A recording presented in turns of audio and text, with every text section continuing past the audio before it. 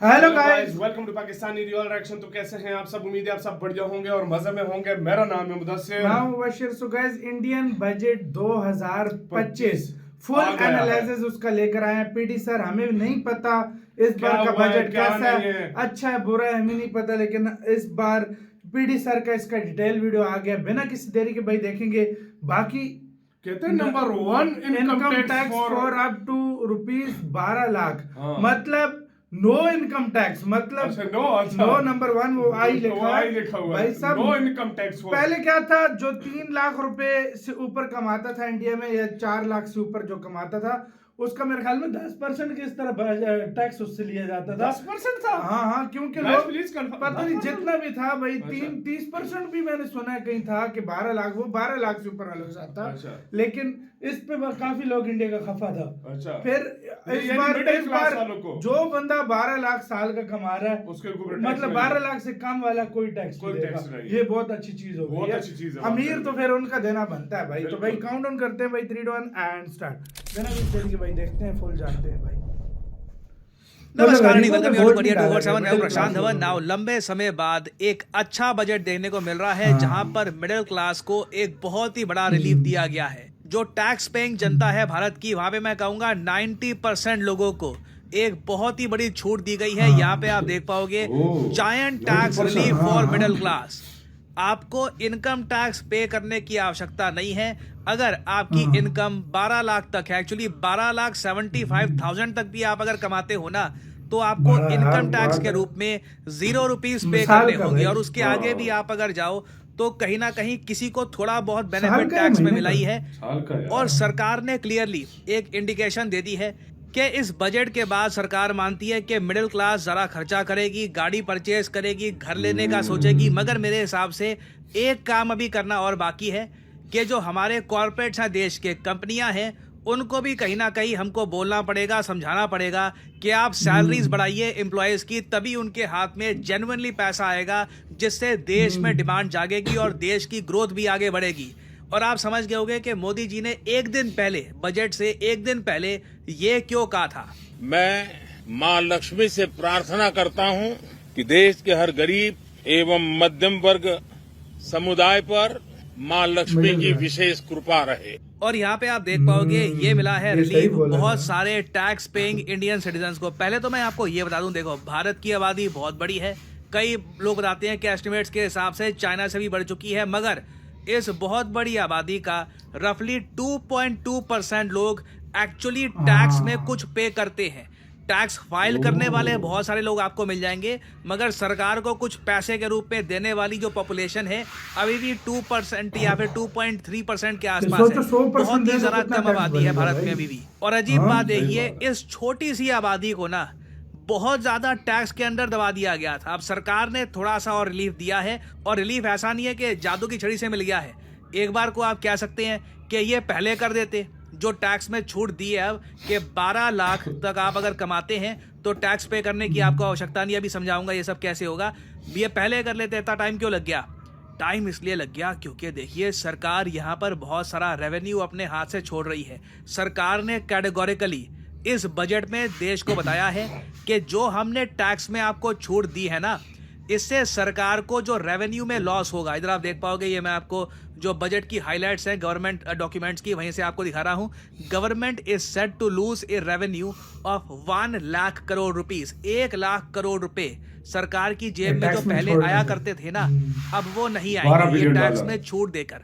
अब यहाँ पे आप कहोगे वेट, इससे बहुत सारे लोगों को फायदा कैसे मिलेगा? यहाँ पे तो लिखा है कि अगर आपकी जो सैलरी है ये 8 से 12 लाख है, तब भी टैक्स रेट आपका 10% लगेगा। तो टैक्स की छूट काहे की? ये थोड़ा समझाता हूँ आप। देखिए, जब आप टैक्स पे करते हो ना, तो सरकार ने एक स्पेशल चीज ऐड कर रखी है टैक्स में, सैलरीड और पेंशन वाले लोगों के लिए। हर किसी के लिए नहीं है ये। जो सैलरी लेते हैं लोग और पेंशनियर्स हैं प्राइमरली, उनके लिए है। इसको हम कहते हैं स्टैंडर्ड डिडक्शन। तो अगर मान लो आप साल का कमाते हो 12 लाख रुपए, मतलब महीने की आपकी 1 लाख सैलरी है। 1 लाख रुपए वाली सैलरी वाले लोग ना भारत में आज भी बहुत कम है।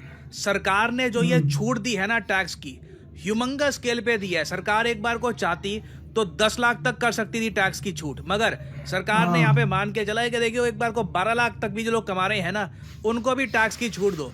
तो वहां पे अब मान लो पहले आपका जो भी टैक्स बनता था, जो आपको पे करना होता था, उसमें सीधा आपको लग जाएगा स्टैंडर्ड डिडक्शन, और उसकी वजह से आपको 0 रुपीज टैक्स पे करना है। यू डोंट हैव टू पे tax at all. Standard deduction की वजह से जो लोग 16 लाख कमाते हैं, 20 लाख कमाते हैं, 24 लाख कमाते हैं, इनको भी फायदा होगा। इवन आप अगर 50 लाख रुपए कमाते हैं साल के, तब भी अब आपके 1,10,000 रुपए टैक्स में बच जाया करेंगे हर साल।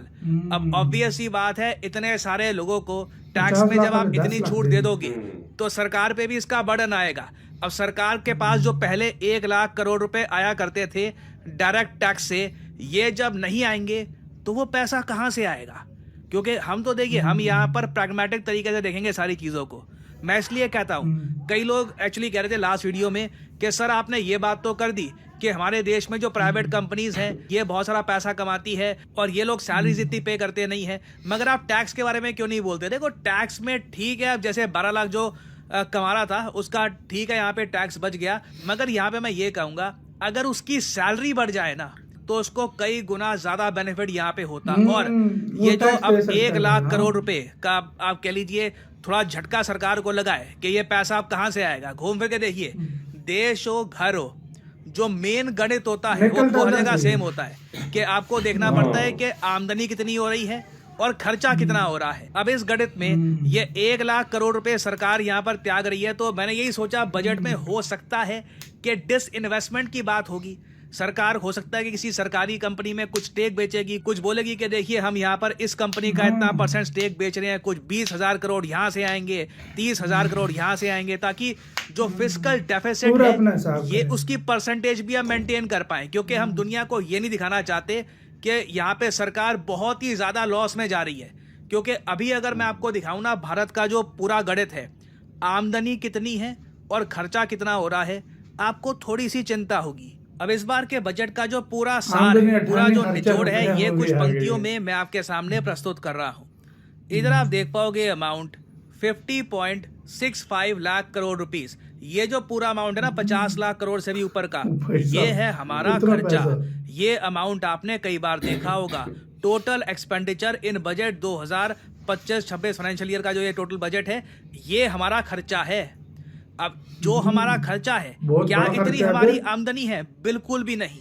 आमदनी दूर दूर से इसको छूती भी नहीं है। इधर आप देख पाओगे जो टोटल रिसीट्स है अदर देन बोरोइंग, जो हम अभी उधारियां उठाएंगे ना, उसको हम अगर काउंट ना करें, क्योंकि देश उधार पे भी चलता है। सरकार आपको पता होगा बॉन्ड इशू करती है इंटरनेशनल मार्केट में, 6% 7% के इंटरेस्ट रेट पे सरकार पैसा उठाती है लोगों से। तो उस सब को अगर मैं ना छेड़ूं, सिंपली देखूं कि सरकार के पास इनकम टैक्स से और दुनिया भर के टैक्सेस से और जो सरकार कमाइयां करती है और तरीके से भी, उससे जो टोटल सरकार के पास इनकम आई है ना, ये 35 लाख करोड़ के आसपास है। तो आप साफ साफ देख लीजिए 15 लाख करोड़ से भी ज्यादा का गैप यहाँ पे आपको मिल जाएगा। और इस गैप को फिल करने के लिए हम क्या करते हैं, हम उठाते हैं उधार। और अब आप ये वाला जो चार्ट है प्रॉपर्ली समझ पाओगे। मेरा ये मानना है कि देश में ना हर जगह ये जो गणित है सबको सिखाना चाहिए, सबको समझाना चाहिए, क्योंकि देश की बड़ी आबादी को समझ नहीं आता कि बेसिकली पैसा आ कहां से रहा है, हमको कितना पैसा पे करना होता है, महंगाई कैसे होती है। अब इधर आप देख पाओगे साफ साफ लिखा है रुपी कम्स फ्रॉम। सरकार जो भी खर्चा करेगी कहां से आ रहा है? 22% तो आता है इनकम टैक्स से, जो अब थोड़ा सा सरकार ने कम कर दिया है। सरकार ने वहां पर 1 लाख करोड़ का हिट ले लिया है ताकि जनता को थोड़ा सा रिलीफ मिल जाए। फिर देखो यहाँ पे आप नोट कर पाओगे 24% आता है बोरोइंग और अदर लायबिलिटीज से। अब आप खुद सोच लो, जब आप उधारियां उठा रहे हो तो आपको इंटरेस्ट पेमेंट करनी पड़ेगी। तो दिक्कत भी यही है, जब हम एक्सपेंडिचर देखते हैं ना हमारा, कि हमारा पैसा सबसे ज्यादा खर्चा कहाँ पे होता है, तो वहां पर भी सेकंड नंबर पे आपको दिखेगा इंटरेस्ट पेमेंट्स। और जब भी भारत में कोई निवेशक लंबे समय तक निवेश करना चाहता है तो वो चेक करता है भारत का फिस्कल डेफिसिट, कि जो ये आमदनी है और जो ये खर्चा हो रहा है, जितना ये यहाँ पे उधार उठा रहे हैं और जितनी ये उधार की पेमेंट कर रहे हैं, क्या ये कंट्री लॉन्ग टर्म में सरवाइव कर पाएगा, संभाल पाएगा इस तरीके की इकोनॉमी को, या फिर एक टाइम पे आकर इनको IMF के पास या फिर किसी कंट्री के पास जाना पड़ेगा हेल्प के लिए, जैसे पाकिस्तान, श्रीलंका या कई कंट्रीज को जाना पड़ता है। क्योंकि ये जो सिंपल सा आप देख रहे हो ना, money comes in money goes out, यहाँ पे थोड़ा सा संतुलन जब बिगड़ा, सारी इकोनॉमी वहीं पे धराशायी हो जाती है। और मैं इसलिए ये कहता हूँ कि देखो हमारे देश में जो कंपनियां है ना, थोड़ी उन पे भी जिम्मेदारी आनी चाहिए कि मिडिल क्लास में जो पैसा आना है ना, वो सीधा ऐसा नहीं है कि सरकार ही उसका बोझ उठाएगी। कंपनियों को भी बोलो कि तुम्हारे profit 15 year all time high पे जा रहे हैं, लोगों की सैलरी बढ़ाओ। क्योंकि देखो सबसे ज्यादा सैड बात इस पूरे चार्ट में ये है, सरकार के पास जो पैसा आता है ना, जो मैंने आपको भी दिखाया, जो 35 लाख करोड़ के आसपास का जो अमाउंट है, 22% आ रहा है जी इनकम टैक्स से, जो आम आदमी पे कर रहा है, जो यही अपनी 2-2.5% के आसपास जो आबादी है ये हो गई। मगर जो कॉर्पोरेट टैक्स है भारत में, ये हाईएस्ट स्लैब जो है इनकम टैक्स की उससे भी कम है। तो कॉर्पोरेट टैक्स आता है 17%, मतलब कि देश की बड़ी बड़ी कंपनियां, रिलायंस, ये TCS वगैरह, ये कंपनियां कम टैक्स भर रही हैं, इनकम टैक्स ज्यादा जा रहा है। ये कहीं ना कहीं हमको ठीक करना होगा। जब कंपनियों, अब या तो देखो, अगर कॉर्पोरेट टैक्स नहीं बढ़ाना, आप चाहते हो कि कंपनीज की जो बैलेंस शीट है खराब ना हो, हरी भरी दिखे कंपनियां, तो एटलीस्ट कंपनियों को ये तो बोलो कि अपने एम्प्लॉयज को जरा सैलरी दे ताकि आम आदमी के हाथ में पैसा ज्यादा आए। नहीं तो सरकार देखिए अपनी तरफ से बर्डन लेती रहेगी। अब 1 लाख करोड़ का झटका लगा सरकार को, अब आपको क्या लगता है ये जो झटका लगाया गायब हो जाएगा? कहीं ना कहीं से तो आएगा ना। सरकार कुछ तो बेचेगी, कुछ ना कुछ तो करेगी। ये जो 1 लाख करोड़ का जो अभाव आ गया है, ये जादू की छड़ी से जाएगा नहीं। सो अगेन ये सारी चीजें हमको यहाँ पर सोचनी होगी। बट अभी के लिए मैं कहूंगा कि काफी एक अच्छी बात है कि ऑल टुगेदर हमारे देश में जो मिडिल क्लास है इनको थोड़ा रिलीफ मिला है, बट और भी बहुत कुछ करने की अभी आवश्यकता है। नाउ बजट के बाकी अगर एस्पेक्ट्स को अगर हम देखें तो बहुत सारे जो हमारे खर्चे हैं उनमें से एक बहुत ही इंपॉर्टेंट खर्चा हर साल होता है डिफेंस का। नाउ डिफेंस का एक्सपेंडिचर अगर हम यहाँ पर देखें तो ये 8% गया है। इधर आप देख पाओगे टोटल खर्चे का 8% यहाँ पे खर्चा है डिफेंस में। और हमारा जो डिफेंस बजट इस बार है, जो एलोकेट किया है पैसा गवर्नमेंट ने डिफेंस के लिए, ये 6,81,000 करोड़ रुपीस है। पिछली बार के कंपैरिजन में एक 9% का आपको इंक्रीज दिखेगा। हालांकि अभी भी ये $100 बिलियन के आसपास नहीं है। $100 बिलियन का डिफेंस बजट करने के लिए इस आंकड़े को ना हमको 8,60,000 करोड़ के आसपास का जो अमाउंट है वो यहाँ पे लाना होगा। क्योंकि अभी भी मैं आपको बता दूं, ये जो अमाउंट है दूर से लग रहा होगा कि 6,81,000 करोड़ रुपीस बहुत बड़ा अमाउंट है। इसमें देखो मैं आपको बताऊं अगर तो रेवेन्यू एक्सपेंडिचर ही ऑलमोस्ट 5 लाख करोड़ के आसपास जाता है। मतलब कि जो आपकी सैलरीज हैं, आपको पेंशन में पैसा पे करना है। जो कैपिटल एक्सपेंडिचर है ये 2 लाख करोड़ से भी कम का है। मतलब कि ये इस पैसे का आप डिफेंस हार्डवेयर परचेज करोगे, आप फाइटर जेट जो आपको लेने हैं, सबमरीज लेनी है, या कुछ भी आपको परचेज करना है बाहर के देशों से, कुछ टेक्नोलॉजी लेनी है, वो इस सब से यहाँ पर होगा। तो अगेन देखिए डिफेंस बजट ऑब्वियसली सरकार के पास इतना रूम है नहीं कि सरकार डिफेंस बजट कहां से इंक्रीज करे। क्योंकि सरकार को देखिए फिस्कल डेफिसिट का भी ध्यान रखना होगा। फिस्कल डेफिसिट यहाँ पे आप देख पाओगे अभी के लिए सरकार ने बोला है कि हम 4.4% के आसपास रखेंगे। ये बहुत ही इंपॉर्टेंट फिगर है। फिस्कल डेफिसिट आपका होता है जितना आप खर्च कर रहे हो, जो आपका रेवेन्यू है और जो आपका एक्सपेंडिचर है, उसके बीच में परसेंटेज डिफरेंस क्या है। पिछले साल भारत का फिस्कल डेफिसिट बहुत ज्यादा था, 4.9%। सरकार ने थोड़े बहुत खर्चे कम करके और जगह से पैसे बचाकर इसको 4.4% रखा है। फिस्कल डेफिसिट जितना कम होगा ना, इन्वेस्टर हमारे देश की तरफ उतने आकर्षण से देखेंगे। क्योंकि लॉन्ग टर्म में ना इंडिया दिखेगा बहुत ही स्ट्रांग। फिस्कल डेफिसिट जिस दिन उड़ गया, मैं इसलिए सोचता हूं कभी भारत में मान लो ऐसी सरकार आ गई कि बांट दो, जो लोगों को चाहिए बांट दो, ठीक है, बस फ्री में सब कुछ जो देना है फ्री, इलेक्ट्रिसिटी फ्री, सब कुछ फ्री। फिस्कल डेफिसिट जाएगा सीधा आराम से 12-13% के आसपास, उससे भी ऊपर। और फिर देखिए वो जो एक आप कह लीजिए IMF के दरवाजे और बाकी और जो फाइनेंशियल ट्रबल्स होती है कंट्री के, वो खुल जाते हैं। थैंकफुली हम उससे बहुत दूर हैं। हमारा जो फॉरेन एक्सचेंज रिजर्व है ये भी आज के समय काफी स्ट्रांग है। फिस्कल डेफिसिट को भी हमने काफी हद तक कंट्रोल करके रखा हुआ है। This is all very good for India. अब बाकी जगह सरकार ने कहाँ पे खर्चा किया है ये भी जान लो। देखो सरकार ने जो टैक्स में रिलीफ दिया है ना, उससे सरकार को जो 1 लाख करोड़ का सेटबैक लगा है। आप देख लो एजुकेशन में भी ना जो टोटल खर्चा होता है बजट का, ये भी 1,28,000 करोड़ रुपीस होता है। तो मतलब ऑलमोस्ट मान लो जितने का टैक्स रिलीफ है उतने का हमारा सारा एजुकेशन का खर्चा है पूरे देश का। इस बजट में। हेल्थ केयर का भी आप अगर देखो सेम आपको मिलेगा 98,000 करोड़ रुपीस। अर्बन डेवलपमेंट भी सेम आपको मिलेगा। तो इसलिए मैं वही सोच रहा था, अब सरकार वो वहाँ पे जो गैप है इसको कैसे पूरा करेगी, क्योंकि देखिए या तो हम एक काम ये कर सकते हैं, मैं इसलिए काफ़ी एंथुजियास्टिक हो जाता हूँ ये देखकर कि हमारे डिफेंस इक्विपमेंट बिक रहे हैं, कि या तो हम अपने डिफेंस इक्विपमेंट बेचें, मिसाइल बेचें, टैंक बेचें, बंदूकें बेचें, उससे पैसा कमाएं, या फिर इसरो जो पैसा कमाता है हमारे लिए वहां से हम पैसा कमा लें, या फिर किसी कंट्री को टेक्नोलॉजी में हेल्प करनी है वहां से थोड़ा सा हमने पैसा कमा लिया। ये सब चीजें हैं, यहाँ से हम एक्स्ट्रा पैसा अर्न कर सकते हैं, जो ऑल टुगेदर हमारे देश की education, health care, urban development, transportation, infrastructure, यहाँ पे हम खर्चा करेंगे ऑल टुगेदर। बाकी देखिए फिर हमारी बहुत सारी स्कीम्स भी हैं, जैसे for example Mahatma Gandhi national rural employment guarantee वाली जो स्कीम है उसमें अभी भी 86,000 करोड़ रुपीस का खर्चा होता है। पीएम आवास योजना ग्रामीण अर्बन दोनों को आप अगर देखो तो 74,000 करोड़ रुपीस का खर्चा होता है। फिर कई और स्कीम्स है, सागरमाला स्कीम्स है, हमारी स्किल डेवलपमेंट स्कीम्स है, आयुष्मान भारत में आप अगर देख लीजिए तो ऑलमोस्ट 10,000 करोड़ रुपीस का खर्चा हो रहा है। और वैसे आप अगर बात करो मंत्रालयों की कि किस मंत्रालय को कितना ज्यादा पैसा एलोकेट होता है, सबसे ज्यादा एलोकेट किया जाता है मिनिस्ट्री ऑफ फाइनेंस को, उसके बाद आती है मिनिस्ट्री ऑफ डिफेंस, फिर ministry of consumer affairs, food public distribution, इनको 2,15,000 करोड़ रुपए मिलता है। यही मिनिस्ट्रीज को जो पैसा मिलता है वही फिर स्कीम्स में जाता है। ठीक है, ऐसा मत समझना कि ये एक अलग से नया खर्चा हो गया। फिर मिनिस्ट्री ऑफ रेलवेज को आप अगर देख लीजिए 2,55,000 करोड़ का यहाँ पे जो है एलोकेशन है, ये सब जाता है। डिपार्टमेंट ऑफ स्पेस में मैं बोलूंगा ये अच्छी बात है, इस बार इसरो को एक्स्ट्रा पैसा दिया गया है, 13,416 करोड़ रुपए एलोकेट किया गया है इस बार डिपार्टमेंट ऑफ स्पेस को। ये सारा पैसा मिलेगा इसरो को। हालांकि मुझको एक बात यहाँ पर बोलनी पड़ेगी, रिसर्च एंड डेवलपमेंट में ना अभी भी चाइना से हम बहुत पीछे हैं। एक दिल तोड़ने वाला स्टैटिस्टिक दिखाई देता हूं, ये जरा आप देख पाओगे, ये है चाइना का रिसर्च एंड डेवलपमेंट का budget, almost $500 billion.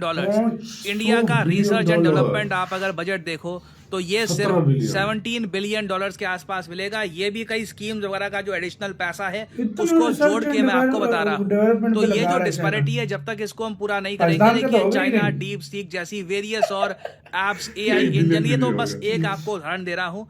Basically China innovation में आगे रहेगा। आप इनोवेशन में आगे रहते हो तो आप ऐसी चीजें बना पाते हो जो दुनिया चाहती है, आप दुनिया को बेच पाते हो वो चीजें। इसलिए भारत में ना आज भी मुझे बहुत दुख लगता है देखकर, हम लोग आज भी ना फिस्कल डेफिसिट को मेंटेन कर रहे हैं, जबकि चाइना में आप अगर देखो तो उनके यहाँ ट्रेड सरप्लस इतना ज्यादा है कि फिस्कल डेफिसिट वगैरह वो आराम से मेंटेन कर पाते हैं, और इसलिए वो बजट पे रिसर्च एंड डेवलपमेंट में इतना कुछ खर्च पा रहे हैं। आप रिसर्च एंड डेवलपमेंट में खर्चोगे, आपके देश में अत्याधुनिक एडवांस्ड प्रोडक्ट्स निकलेंगे जिनको आप बेच सकते हो दुनिया में, पैसा कमाओगे, फायदा ही फायदा, पैसा ही पैसा, मजे ही मजे। अनफॉर्चुनेटली हम लोग यहाँ पर उस मामले में पीछे रह गए हैं। खैर, एक चीज मुझे बहुत ज्यादा अच्छी लगी इस बजट में, ये मैं हाईलाइट करना चाहता हूँ, ये है न्यूक्लियर एनर्जी। इंडिया ने एक टारगेट डेवलप कर लिया है कि 100 गीगावाट ऑफ न्यूक्लियर एनर्जी हम लोग बनाएंगे बाय 2047। ये देखिए एक बहुत ही इंपॉर्टेंट मैं कहूँगा इनिशिएटिव है, क्योंकि इवेंचुअली हम लोग ये चाहेंगे कि जो हमारा पैसा खर्च होता है ऑयल परचेज करने में, या फिर कोल भी काफी बार हम परचेज करते हैं ऑस्ट्रेलिया से, ये सब हम ना खर्चे, हमारा बहुत सारी जो एनर्जी है हमारी ये न्यूक्लियर साइड से आए। तो इसके लिए देखिए भारत स्मॉल न्यूक्लियर रिएक्टर्स भी अपने देश में बनाएगा, और इसको हम SMR कहते हैं, स्मॉल मॉड्यूलर रिएक्टर्स, ये हमारे देश में बनाए जाएंगे। इसके लिए एक अलग से 20,000 करोड़ रुपए का एक बजट है, ये एलोकेट कर दिया गया है, and this is really good. ये आप कह लीजिए दूर की सोची है, भारत ने एक लंबा टारगेट रखा है, this is what our country needed.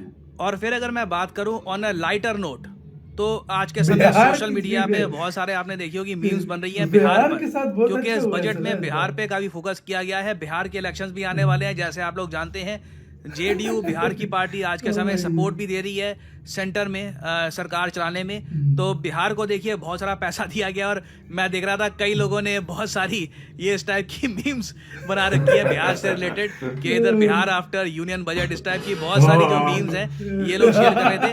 और रीजन इसका देखिए सिंपली ये, क्योंकि बहुत सारे जो प्रोजेक्ट्स हैं रोड से रिलेटेड, एयरपोर्ट से रिलेटेड, ये बिहार के लिए अनाउंस किए गए हैं। बिहार को डेफिनेटली स्पेशल यहाँ पे प्रिविलेज दी गई है इस बजट में। और इंटरेस्टिंग होगा कि आने वाले बिहार के जो चुनाव है इस पर इन सब जो आप कह लीजिए अनाउंसमेंट्स हैं इनका क्या अगली इम्पैक्ट दफा होगा। भी यही खैर, ये जीतेंगे overall अगर इस तरह के summary काम हो रहे थी इस हैं। बजट की। कुछ अगर मान लीजिए स्कीम वगैरह रह गई हो उसमें मैं कोशिश करूंगा बाद में आपके लिए वीडियो ले आऊं। थोड़ा बहुत और करना फाइनली पड़ता यहाँ पे है मैं ना, आप फिर लोगों वो से सरकार पे भी मसला हो सकता है ना भाई, जाहिर बात है। अब थोड़ा सा उनकी वो हो तो फिर वो कहते हैं ना, अगर आपको बेशक आपके पास समंदर है ना तो उसको भी भाई भाई वो 95% अगर आपका अपना वोट बैंक है ना तो 5% से जहाँ से खतरा होता है ना तो उनको खुश रखना पड़ता है, क्योंकि वही 5% कुछ भी कर सकता है भाई। यार सबसे पहली बात यार 12 लाख पे यार छूट देगी है। पहले की मतलब कितने लाख पे छूट दी गई थी भाई मेरे ख्याल में पहले जो बताना। मुझे जितना याद है लास्ट ईयर का 4 लाख से जो कम कमाता था ना 4 लाख से जो ज्यादा कमाना शुरू वो टैक्स पे आ जाता था। यार सच बात बताऊं, ये मैं गाइस आप लोगों से क्वेश्चन है, 12 लाख के जो छूट मिला है ये सिर्फ सरकारी नौकरों के लिए या मतलब ओवरऑल सब के लिए? ओवरऑल मिडिल क्लास के लिए यार, मतलब सब के लिए। मिडिल क्लास के लिए ना, सरकारी के लिए नहीं यार, आप प्राइवेट जॉब भी लोग करता है ना, उसकी भी तो तनख्वाहें होती है ना। मैं यार मैं सच में मैं इंडिया का तो अभी नहीं बोल रहा, मैं अपने पाकिस्तान का बोलता हूँ। हमारा टैक्स इकट्ठा ही नहीं होता। क्यों? लोग बाहर पैसा कर रहे हैं, कुछ छुपा के कर रहे हैं, कोई क्या कोई समझ ही बंदे हम दे रहे हैं यार, सच बोल रहे हैं, हम देते हैं भाई, हमारा हर चीज में टैक्स तो तुम्हें पता है 2% इंडिया में इतना टैक्स इकट्ठा हो रहा है 2% लोगों से। खुद सोचो 10-15% हुआ तो फिर किस लेवल पे जाएगा। और यार सबसे बड़ी बात यार, इतना इस दफा सबसे कमाल का बजट वैसे आया है मेरी नजर में देखा जाए। आप यार फिर भी खुशकिस्मत हो, आपको काफी सारी सब्सिडीज दी गई है। आपको बिजली 200 के 250 के 300 यूनिट फ्री दी है। हमारा तो इधर ये सीन ही नहीं है यार। एक हमेशा बात बताऊं, और ये सैड रियलिटी भी है हमारे देश में। पता है क्या, पाकिस्तान की मैं बात कर रहा हूँ, मैं इंडिया की नहीं, क्योंकि हमारा पाकिस्तान में और इंडिया में जमीन आसमान का फर्क है। हम लोगों ने इतनी सब्सिडीज दी है ना लोगों को कि अब नहीं, सब्सिडी वाला सीन इंडिया में भी है। सब्सिडी वाला पाकिस्तान की बात करूं, मैं अभी इंडिया की बात वो बात है। ये जो बात आप कह रहे हो ना सब्सिडी, ये इंडिया में भी है भाई। ये सब्सिडी यार किसानों को इंडिया में दी है, ये ना देना भाई, सारा कुछ ये ना देना तो फिर आपको नहीं पता भाई। हमारे वो बड़ा फर्क होता है, मुझे पता है। लोग बाहर निकल आता है। हम लोगों ने इतनी सब्सिडीज दी है ना पाकिस्तान में कि अब उसको कंट्रोल करना मुश्किल हो गया। पूरे मैं कहूंगा साउथ एशिया में। और अगर आप सब्सिडीज खींची या वापस करें ना, रोड पे आ जाए, सीधी सी बात हटा नहीं सकते। तो आपका कैसे कहना है, कैसा लगा बजट आपके लिए? कैसा कमेंट बताना, अपना बहुत ज्यादा ख्याल रखना। तो